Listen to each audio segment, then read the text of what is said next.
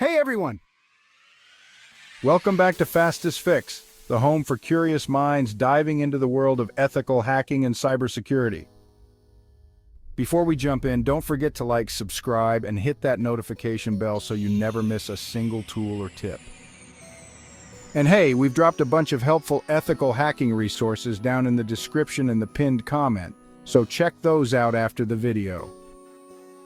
Now, let's get into it. Today's topic, how ethical hackers find unknown passwords. Let's be real, in cybersecurity, passwords are the first line of defense.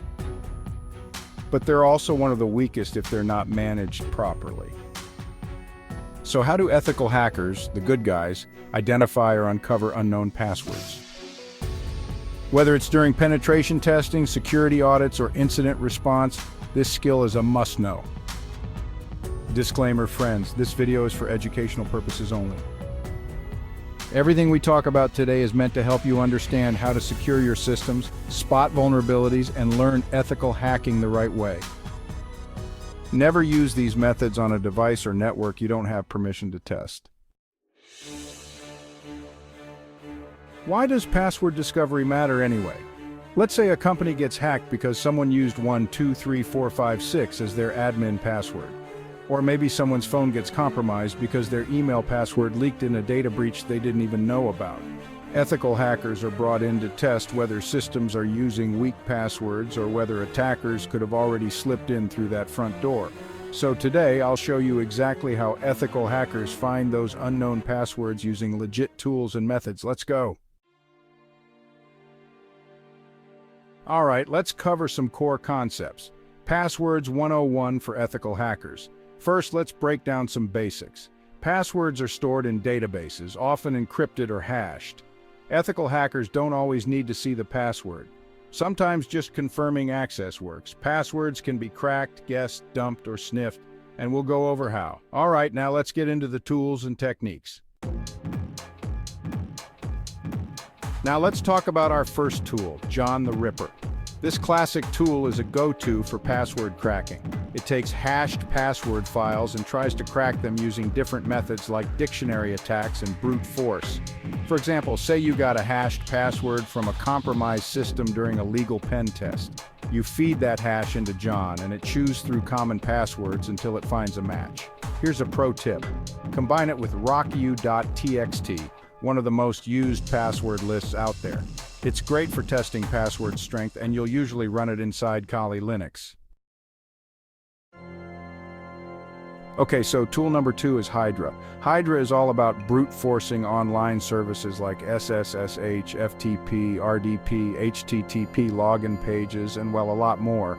You give it a list of usernames and passwords, and it just keeps trying them one after another until it lands on the right one, or, gets blocked. Now, an ethical use case for Hydra would be testing a client's login portal to see if they're vulnerable to brute force attacks. Just a quick reminder, only use this on systems you're authorized to test. Hydra is really great for online password guessing and can be run on Kali Linux or, honestly, pretty much any Linux distro. Next up, tool number 3, Hashcat. This one is honestly a powerhouse, especially when you pair it with a GPU. Hashcat is a high-speed password cracker designed to crack even complex hash types super fast. It's a bit more advanced, but once you learn it, you'll seriously love the speed. So let's say you've got a hash from a breached database. Ethical hackers use Hashcat to crack it and report just how weak those credentials really were.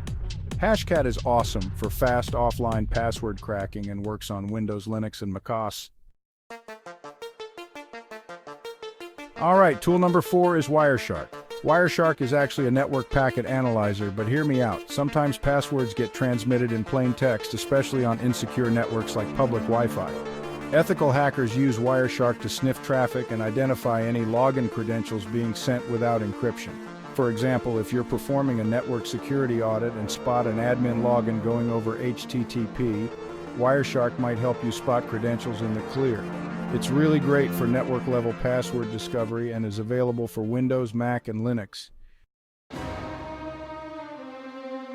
Tool number 5, Metasploit Framework.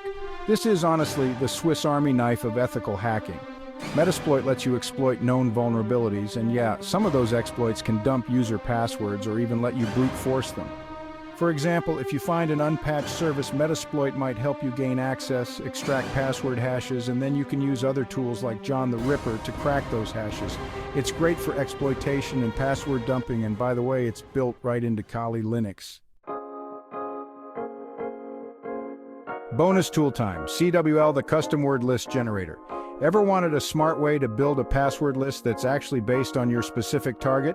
CeWL scrapes a target website and creates a custom word list from the content, like names, words, and products, all of which could end up in someone's password. If you're auditing a company's security and want to see if employees are using brand-related passwords, CeWL totally gives you a head start.